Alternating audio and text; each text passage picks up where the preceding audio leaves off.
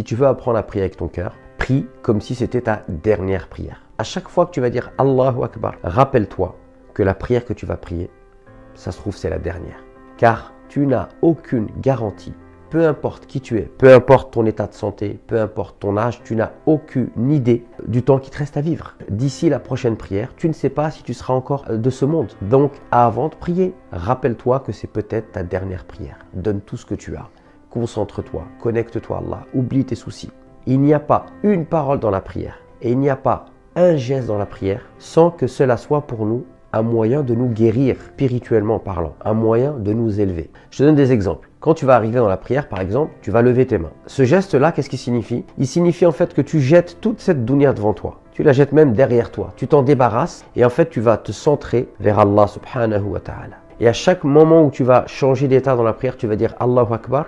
C'est Allahu Akbar sont un superlatif de supériorité. Tu veux dire en fait qu'il n'y a rien qui soit plus important, plus grand qu'Allah dans ton cœur. La conséquence de cela, c'est que tu vas penser à rien d'autre à part Allah subhanahu wa ta'ala. Rappelle-toi et essaye d'associer à chaque parole et à chaque mouvement dans la prière une chose qui va t'apporter un bien-être intérieur. Et ainsi, à chaque fois que tu vas faire cette chose-là, tu vas le conscientiser. La prière, c'est la plus grande assistance que tu peux trouver dans ta vie d'ici-bas. Et rappelez-vous que le prophète Mohammed sallallahu alayhi wa sallam va recevoir cette prière dans un moment très critique de sa vie. Il est persécuté, il a perdu son oncle, il a perdu sa femme. Donc il est dans un état des plus critiques. Il a été rejeté à Taïf et là Allah va lui faire vivre un moment exceptionnel. Allah va l'élever vers lui, va lui donner cette prière comme pour lui dire voilà, maintenant je te fais un cadeau. Cette prière te permettra de surmonter toutes les épreuves de ta vie. À chaque fois que tu vas dans cette prière, rappelle-toi que tous les problèmes de ta vie, tu peux les résoudre dans cette prière.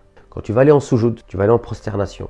Et toute la prière est une introduction pour aller vers cette prosternation puisque c'est l'apothéose de la prière. Le prophète nous dit lorsque vous êtes en prosternation, c'est le moment où vous êtes le plus proche d'Allah. Donc augmentez les invocations. Et à ce moment-là, tu peux demander tout ce que tu veux à Allah subhanahu wa ta'ala. Si tu veux apprendre